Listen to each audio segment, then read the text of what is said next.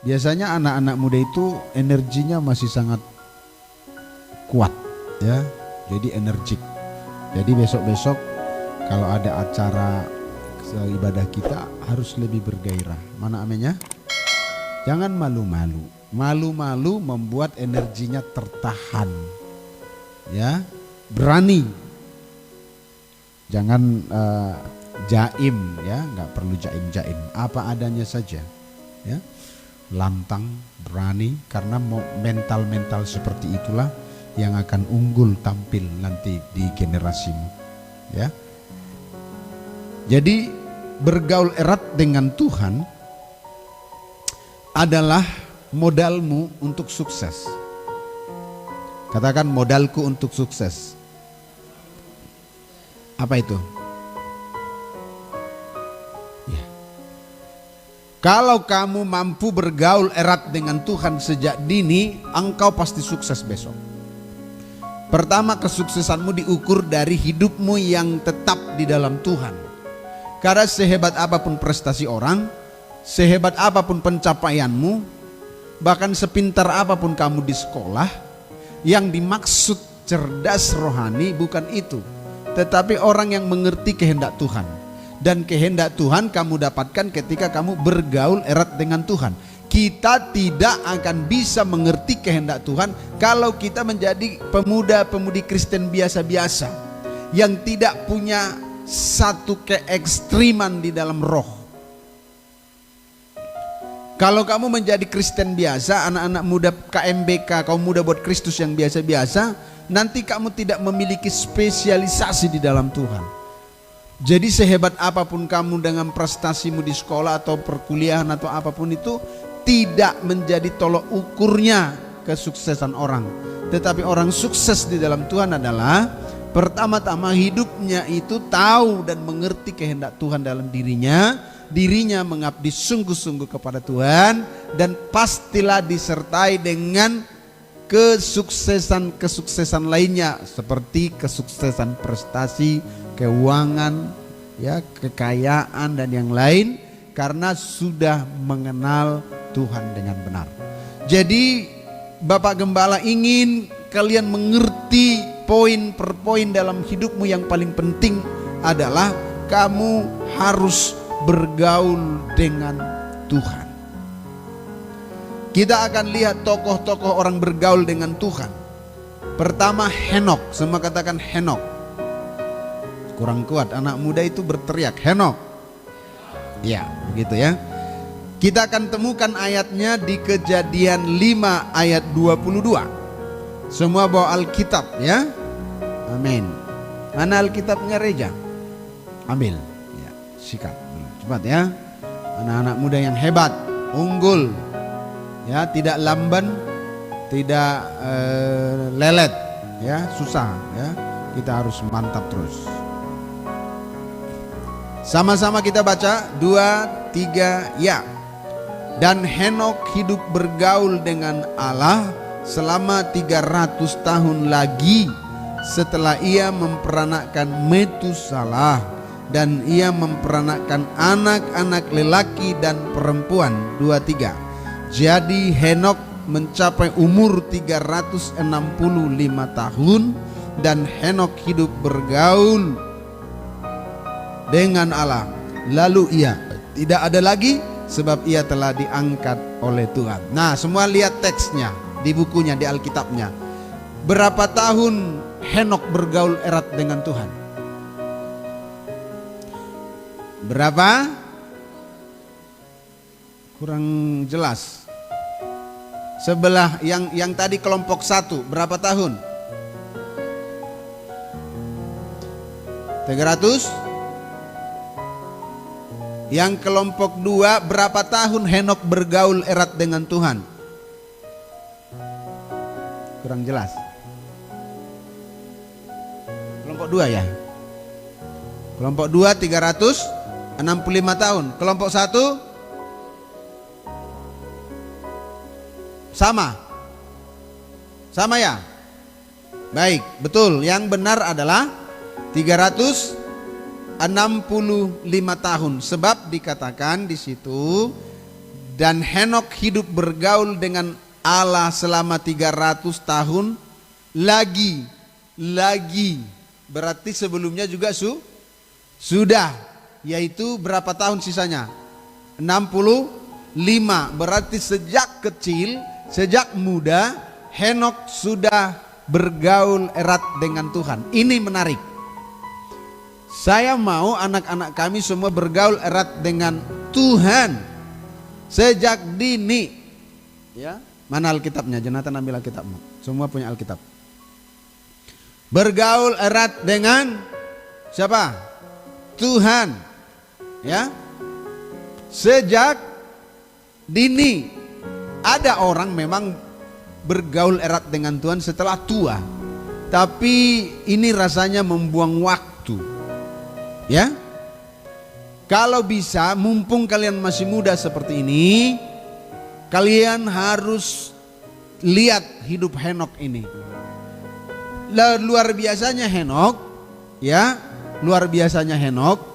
Karena Henok bukan manusia ajaib yang misalnya muncul dan hilang tanpa istri, tanpa anak. Seolah-olah kita berpikir, ya biarlah, karena dia memang ya hidup sendiri suka-sukanya. Mau tidur di bawah jembatan, kayak mau kemana, mau makan, mau nggak ngurusin keluarga, nggak ngurusin anak. Ya bisalah dia dekat dengan Tuhan, mau doa pun berjam-jam, bisalah. Tapi kan bukan seperti itu. Henok katanya apa? Punya anak laki-laki dan perempuan, betul? Berarti dia ngurusin anak, bahkan anaknya banyak. Kalau dilihat di sini, ia memperanakkan anak-anak laki-laki, anak-anak lelaki, berarti beberapa anak lelaki, betul? Dan anak perempuan, berarti beberapa kali anak dia menyertai istrinya melahirkan. Berarti hidup Henok itu manusia normal. Artinya manusia normal bisa juga hidup bergaul dengan Tuhan. Tentu dia punya mertua juga, punya besan, punya lai, punya ito, atau punya inang bau kalau pakai istilah-istilah orang Batak. Dia punya kerabat yang kemungkinan kerabat itu bisa mendukung dia, bisa juga tidak mendukung. Karena hidup ini adalah ya dan tidak, dalam arti orang bisa ya kepada kita dan yang lain bisa tidak.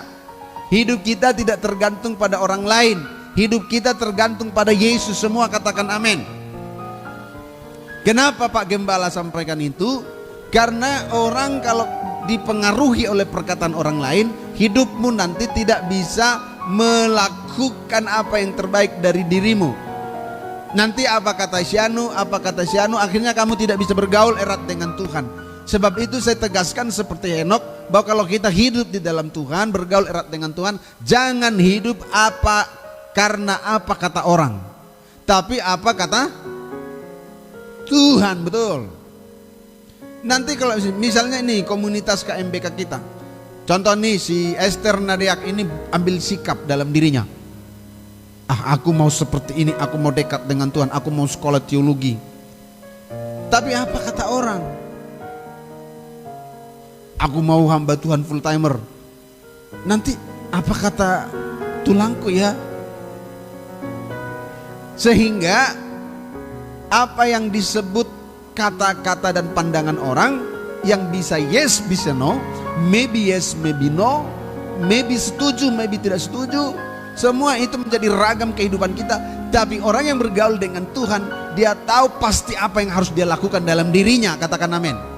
Dia melakukannya bukan karena kata orang dan pengaruh pendapat orang, tapi pendapat Kristus yang dia tahu dari dirinya lewat pergaulannya dengan Tuhan.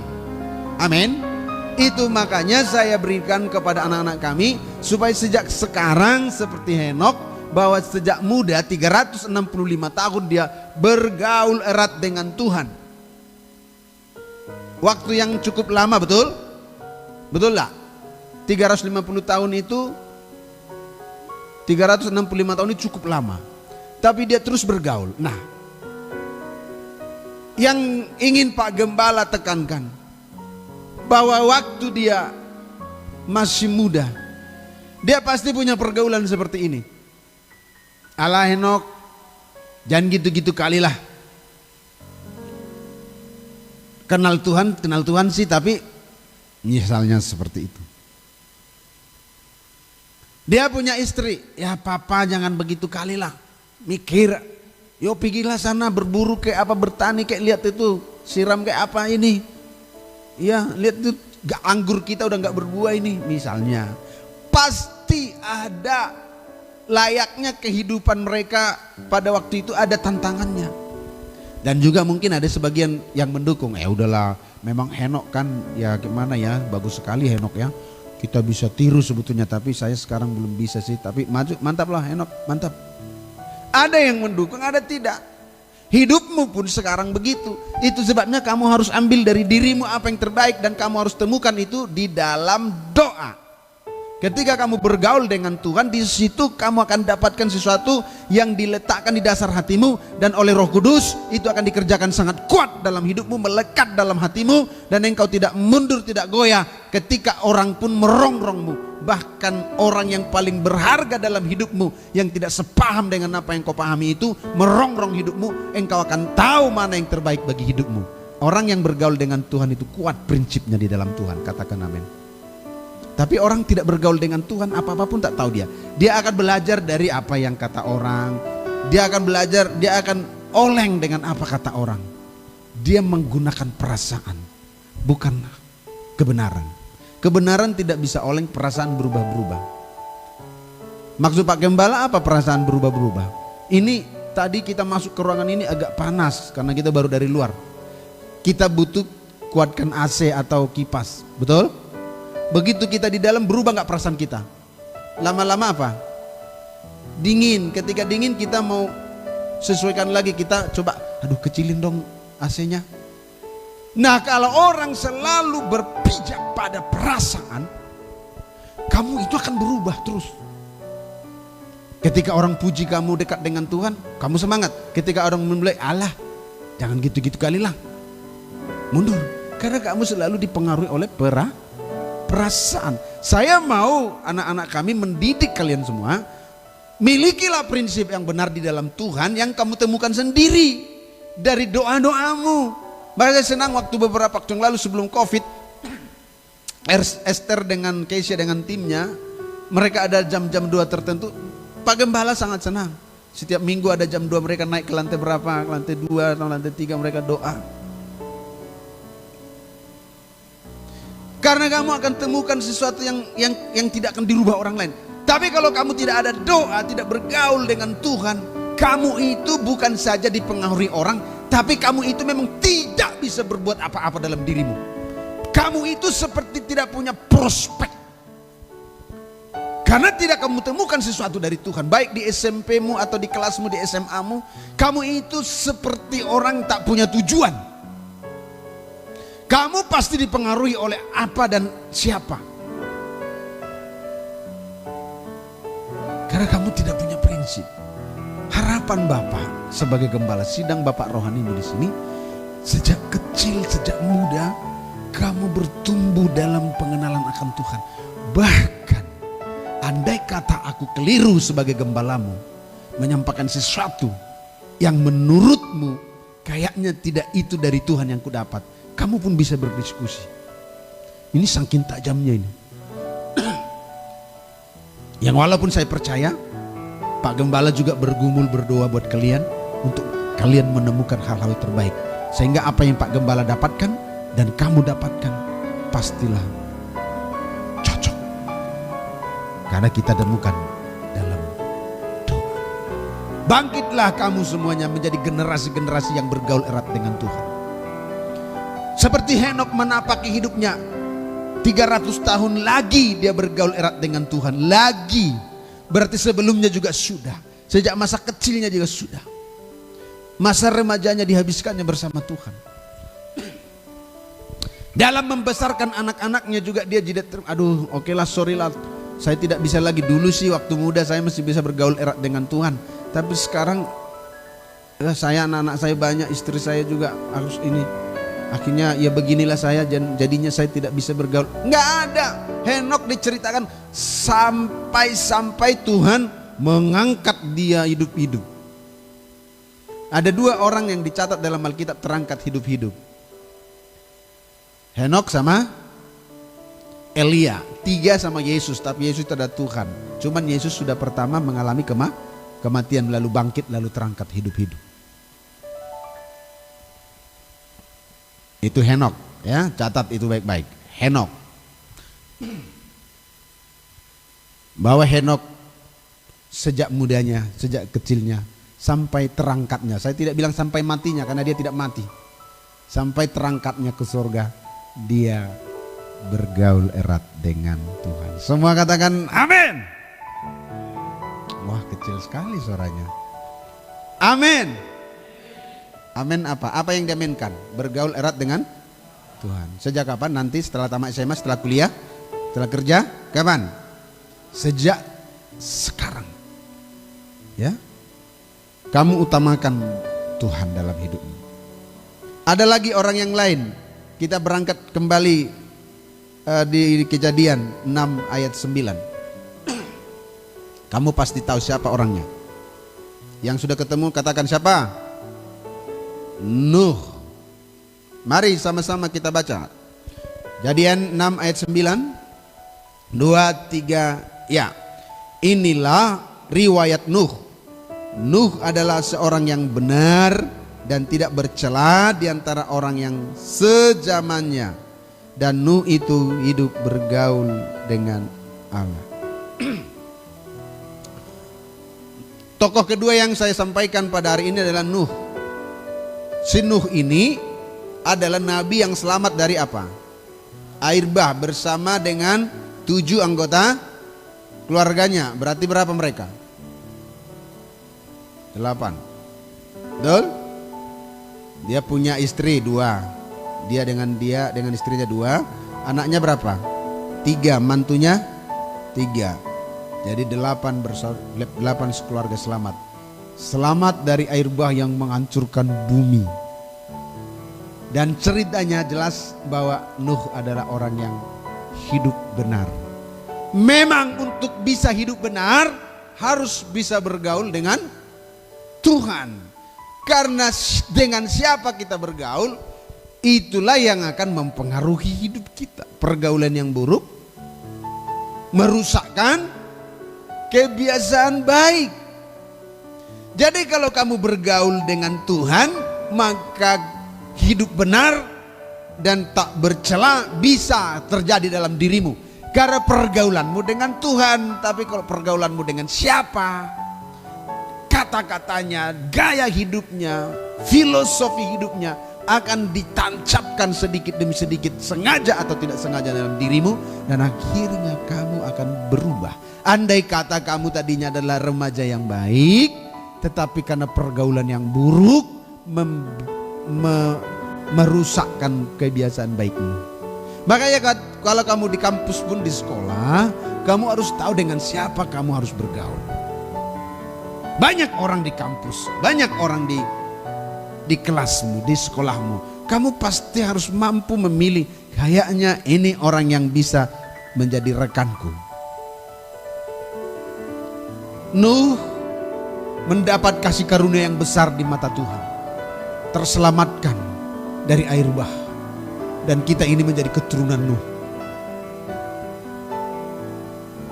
Bergaul kembali dengan Tuhan.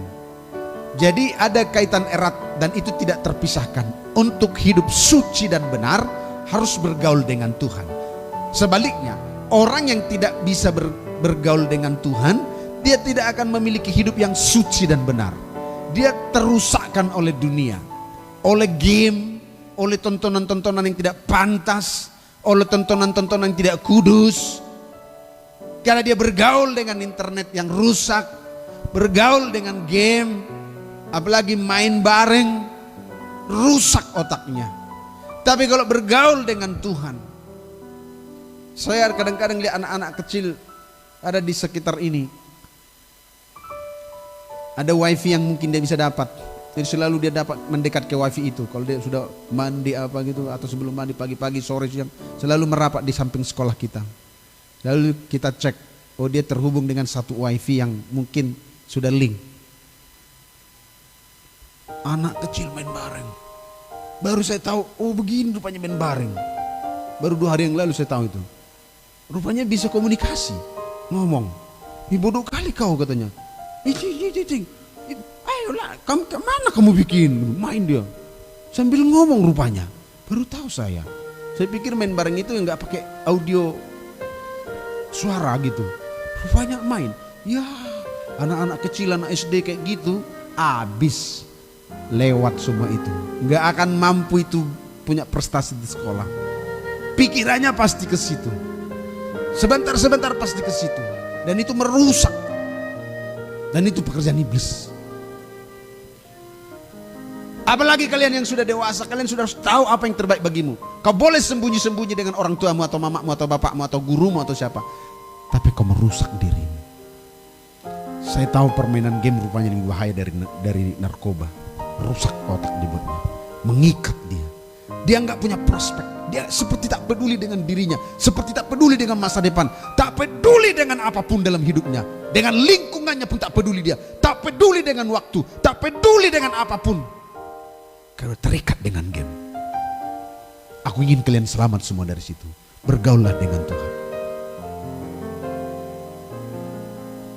Jangan kau rusak masa depanmu. Orang lain sudah di bulan, kau masih bulan-bulanan.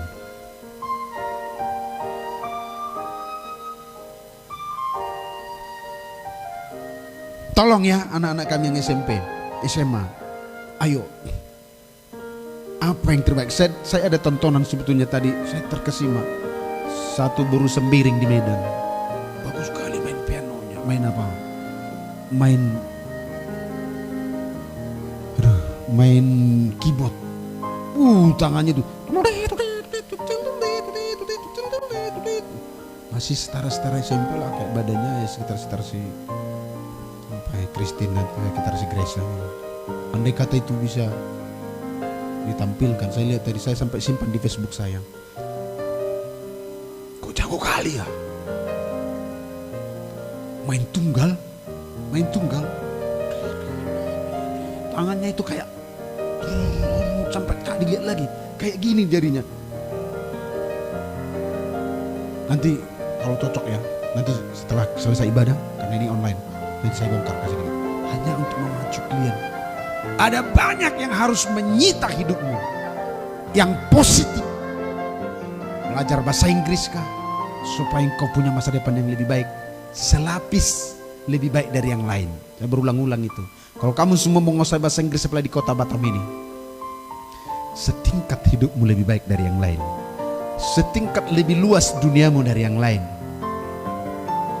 Kalau aku bisa berbahasa Nias, kalian tidak bisa, maka aku setingkat lebih luas dari kalian, karena aku bebas berbahasa, bebas berhubungan, bebas berkomunikasi dengan orang-orang Nias. Kamu tak bisa.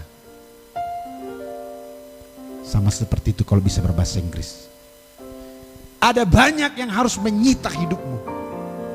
Waktu belajar berbahasa Inggris, belajar musik, dan itu masa depanmu. Aku yakin yang tadi itu mau dicampakkan kemana pun, baru sembiring yang kecil itu masih SMP kelas 1 kali itu. Dicampakkan kemana itu, dia makan dia, hidup dia. Orang kualitasnya udah seperti itu.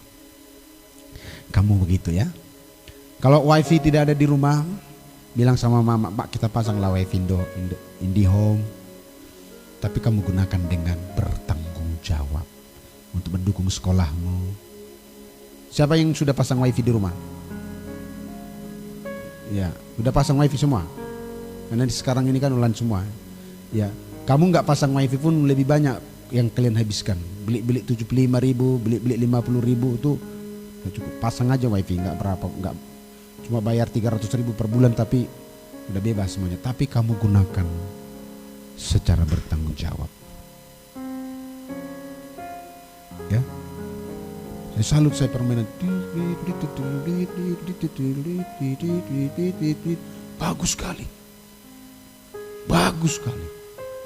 Kalau kamu bisa seperti itu, Oke?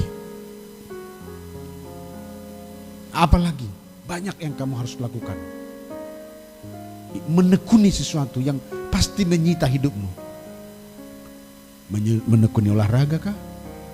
Kalau memang bakatmu main badminton, kamu dari kecil terus badminton 4 jam satu hari, 4 jam satu hari, kamu main di kelurahan menang, main di kecamatan menang, dikirim kamu ke kabupaten menang, antar provinsi menang, kamu itu menjadi atlet nasional. Seperti misalnya Bang Ginting yang tenar sampai ke luar negeri.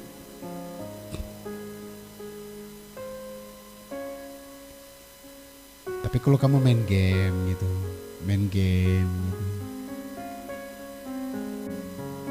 over lah kau nanti.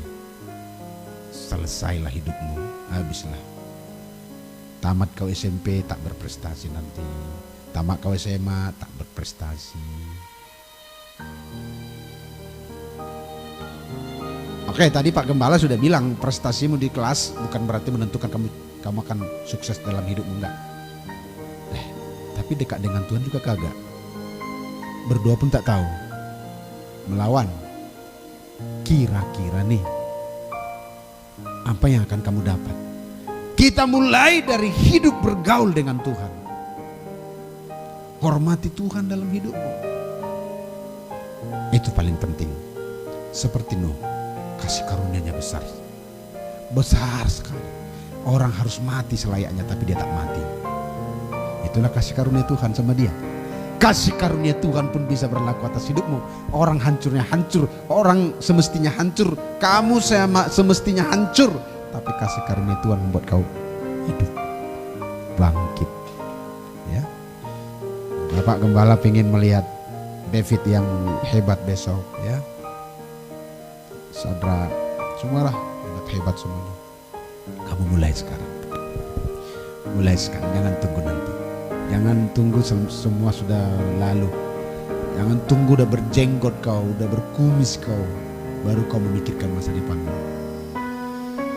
Terlambat. Anak-anak SMP sudah banyak menunjukkan prestasinya dalam hidupnya. Kamu mulai dengan bergaul dengan Tuhan. Itu penting. Terus tokoh ketiga, Ayub. Kita lihat Ayub 29 ayat 4. Simpel. Kata kuncinya bergaul dengan Tuhan. Sama-sama kita baca. Ayub bersaksi tentang dirinya di dalam Ayub 29 ayat 4. 1, 2. Ayub 29 ayat 4. 1, 2, 3, ya. Seperti ketika aku mengalami masa remajaku, ketika Allah bergaul karib dengan aku di rumah Ayub ketika masih remaja dia.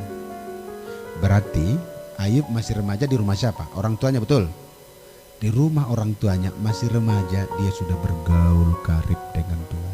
Boleh kita bayangkan bagaimana Ayub di rumahnya? Mungkin ya namanya juga ya, di kemahnya, maksudnya di rumahnya. Dilihat bapaknya dia lagi doa. Dilihat bapaknya dia bernyanyi. Dia nggak bikin dosa. Dia asik bergaul dengan Tuhan. Banyak tokoh-tokoh yang bergaul erat dengan Tuhan. Bahkan juga tidak sempat saya sebut lagi, ya. Tetapi dia sudah mulai bergaul, mulai remaja. Senang melihat Hizkia bisa memimpin syafaat tadi dan ikut doa tadi sebelum pelayanan dimulai. Ya, minggu depan nanti habis ibadah kita tunjuk semua yang bertugas sebelum doa, sebelum ibadah doa bersama seperti biasanya di situ. Karena ini kita pertemuan dengan Tuhan harus mempersiapkan diri. Ya, Reja juga sudah melayani. Ya, terus tingkatkan di hadapan Tuhan. Masa remaja mereka sudah melayani Tuhan. Itu yang luar biasa. Itu yang luar biasa.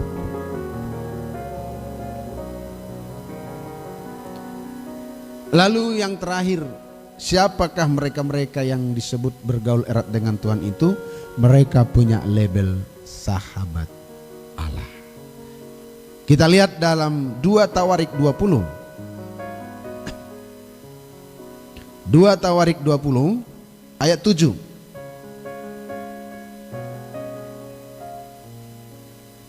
Sama-sama kita baca 2 Tawarik 20 ayat 7.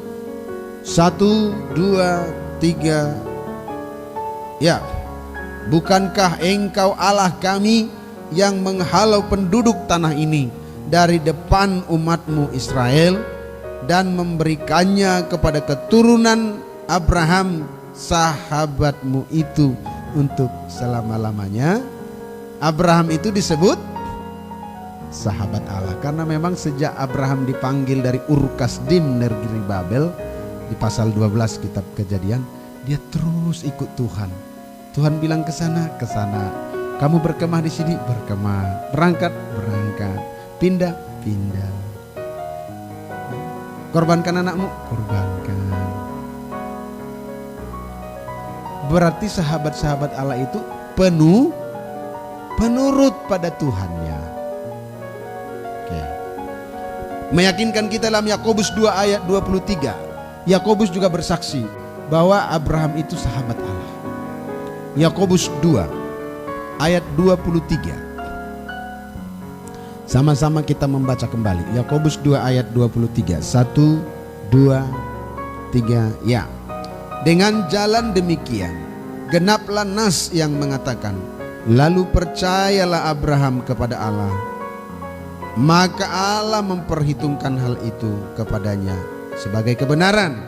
Karena itu Abraham disebut, Alkitab menyaksikan kepada kita, Abraham itu sampai disebut sahabat Allah. Yuk, Sela sahabat Allah, Grace sahabat Allah. Ya, nanti saya punya sebutan itu. Coba kejar itu ya. Ya, Chelsea sahabat Allah. Ya, Ribka sahabat Allah. Gabriel sahabat Allah. Hizkia sahabat Allah. Keisha sahabat Allah. Lalu disebutlah Reja sahabat Allah. Disebutlah Jonathan sahabat Allah. Pak Gembala sahabat Allah. Ya, Jobel sahabat Allah. Itulah makanya Christina Sitorus disebut sahabat Allah. Itulah sebabnya Christine Mangais disebut sahabat Allah. Itulah sebabnya David Mangais disebut sahabat Allah. Gabriel dan juga Sadrak disebut sahabat Allah. Ada cerita-cerita baru, oh itulah sebabnya Esther disebut sahabat Allah. Karena apa? Bergaul, setia, tulus mengikuti Tuhan. Seperti apa hidup orang yang bergaul dengan Tuhan? Mazmur 25 ayat 14. Mazmur 25 ayat 14. Kita baca kembali sama-sama. Mazmur 25 ayat 14. 1, 2, 3. Ya. Tuhan bergaul karib dengan orang-orang yang takut akan Dia, dan perjanjiannya diberitahukannya kepada mereka. Kepada siapa Tuhan mau bergaul karib? Kepada siapa? Mereka-mereka yang takut akan Tuhan. Nah, miliki roh yang takut akan Tuhan. Jangan bikin dosa, jangan bohong, jangan dusta, jangan bohongi orang tuamu. Rajin, baik-baik, ya, takut akan Tuhan. Yuk, jangan kamu terhilang, tapi dandani hidupmu mulai dari sekarang.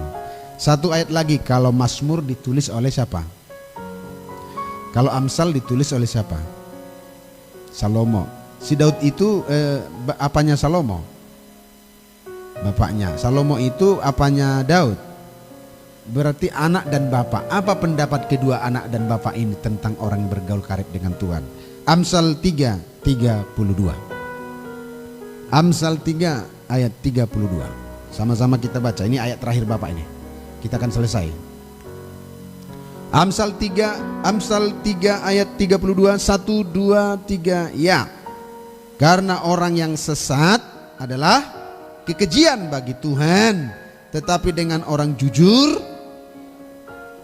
dengan siapa Tuhan mau bergaul erat?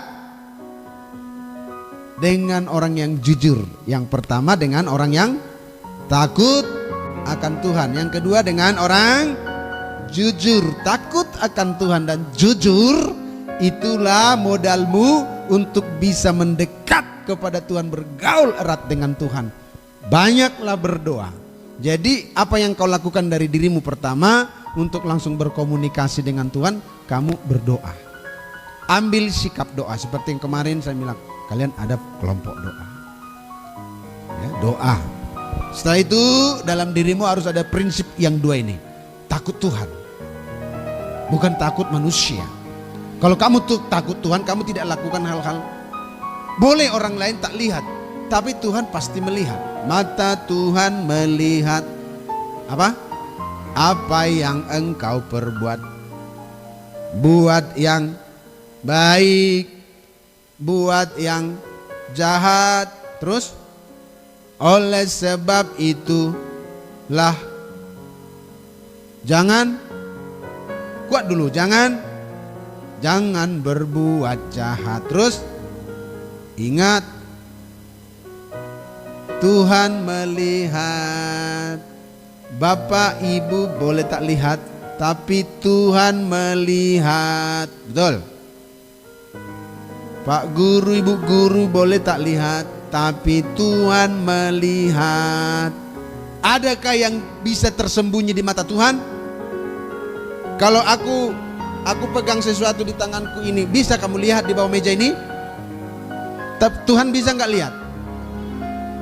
Kalau kamu kunci kamarmu dan papa mamamu tidak masuk ke kamarmu dan pikir kamu sudah tidur, tapi kamu tidak tidur, kamu main game misalnya di kamar tanpa dilihat orang tua bisa tidak melihat, Tuhan lihat enggak? Sifat orang seperti itu nggak bisa bergaul dengan Tuhan.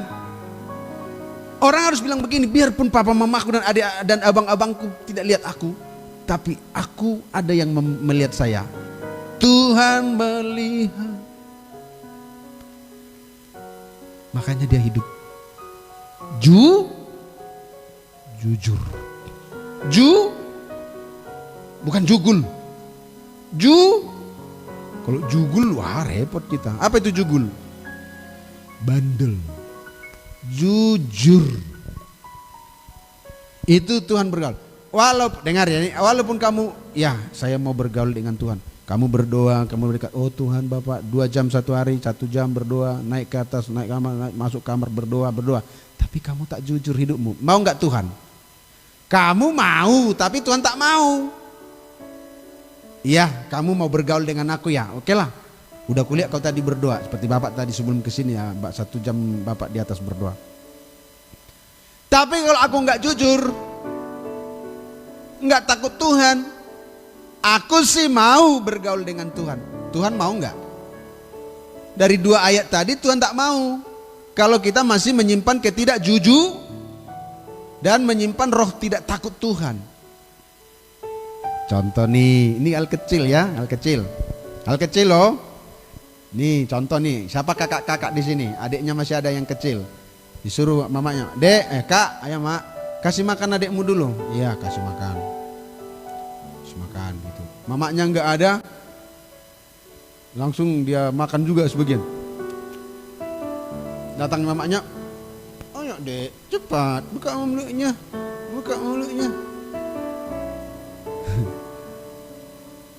Itu hal kecil loh, itu senang gak Tuhan? Itu adalah bagian dari kehidupan yang tidak jujur.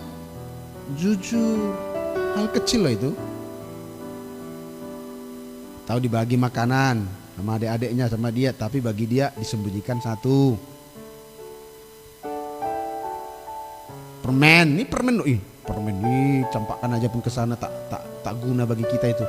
Tapi kita bisa berdosa. Ada permen sekian, ambil tutup. Berapa sama kau dek? Oh iyalah, paslah kita, padahal sama dia udah disimpan yang lain. Ya jujur. Kamu mau membangun hubungan dengan Tuhan, tapi Tuhan tak mau. Apa yang membuat Tuhan tak mau? Karena ada sifat tidak jujur. Berarti kalau kita bergaul dengan Tuhan seperti Nuh tadi, hidup benar dan tidak bercacat. Dua hal ini menghambat kamu tidak bisa datang kepada Tuhan. Kalau kamu tak takut akan Tuhan dan kalau kamu hidup tidak jujur. Ya, Daud berkata kalau kamu mau bergaul dengan Tuhan, Tuhan mau bergaul dengan kamu asal kamu takut akan Tuhan. Anaknya juga Salomo berkata, kamu boleh bergaul dengan Tuhan. Tuhan mau bergaul dengan kau kalau kamu jujur. Ini sifatnya. Ayo sama-sama kita bertobat. Hal kecil, hal besar sama di hadapan Tuhan itu dosa. Mencuri peniti, mencuri uang 100.000 dosanya sama. Contoh gini, hilang uangku 100.000, aku nggak ada, padahal dia. Terus siapa yang ngambil penitiku dari sini? Aku nggak ada, padahal dia. Peniti 1.000 rupiah itu bisa 10 biji. Tapi kalau kamu ambil itu bukan nilainya yang membuat kamu berdosa, tapi apa? Halo, jawab saya cerdas. Bukan nilainya yang membuat kamu berdosa, tapi apa? Bohongnya, ya betul yang David bilang, ketidakjujuranmu. Siapa ngambil penitiku dari sini? Aku nggak ada. Siapa ngambil uang 100.000 dari sini? Aku nggak ada. Sama-sama kamu yang ngambil. Dosanya yang 100.000 dengan peniti satu itu sama. Sama-sama terjebak dalam ketidakjujuran. Nah, itu kita belajar dari hal kecil. Supaya Tuhan bergaul erat dengan kamu, Tuhan akan bangkitkan hidupmu. Kalau Henok diangkat hidup-hidup, kamu diangkat hidupmu naik. Amin. Mana aminnya? Jadi hebat, Jobel yang hebat besok, Christina, Christine. Ini bisa beda loh. Namanya mirip, Christina, Christine. Tapi siapa di antara kalian yang dekat walaupun kalian hanya dibedakan oleh A, tapi hidupmu besok bisa beda. Masa depanmu besok berdua beda. Walau kau Christina, Christine, hanya beda A, tapi hidupmu besok bisa panjang bedanya berkilo-kilometer. Tergantung kamu takut akan Tuhan apa tidak. Dibedakan Tuhan, diberkati Tuhan. Dan Tuhan akan memberkati kamu semuanya kalau kamu bergaul erat dengan Tuhan. Terbukti orang yang kita angkat di sini. Henok diangkat, diberkati. Ayub diberkati enggak? Diberkati luar biasa sampai pasal 42 Ayub dipulihkan habis-habisan. Abraham, diberkati luar biasa. Daud diberkati luar biasa. Nah, kita bisa seperti mereka. Belajarlah mulai dari sekarang. Kalau Henok diangkat hidup-hidup karena bergaul dengan Tuhan, kamu hidupmu yang diangkat Tuhan. Tapi kalau kamu juga, ya aku mau juga seperti Henok, nggak apa-apa juga. Kalau memang betul-betul ya, terangkatlah kamu dan tiba-tiba nggak ada lagi kamu di kamar, mamamu nangis-nangis, mana boruku kehilang, mana. Saking banyaknya berdoa, tadi dia kunci kamar dia berdoa, tapi nggak ada lagi di sini. Hilang, terangkat seperti Henok. Boleh kalau kamu pengen itu, tapi kalau nggak pengen, Henok diangkat hidup-hidup, kamu bisa hidupmu yang diangkat Tuhan. Mau hidupnya diangkat Tuhan? Pastilah dong. Kita ingin juga, kami orang tua pun ingin punya anak generasi berikutnya yang lebih unggul dari orang tuanya. Tuhan memberkati kita semuanya ya. Amin. Mari.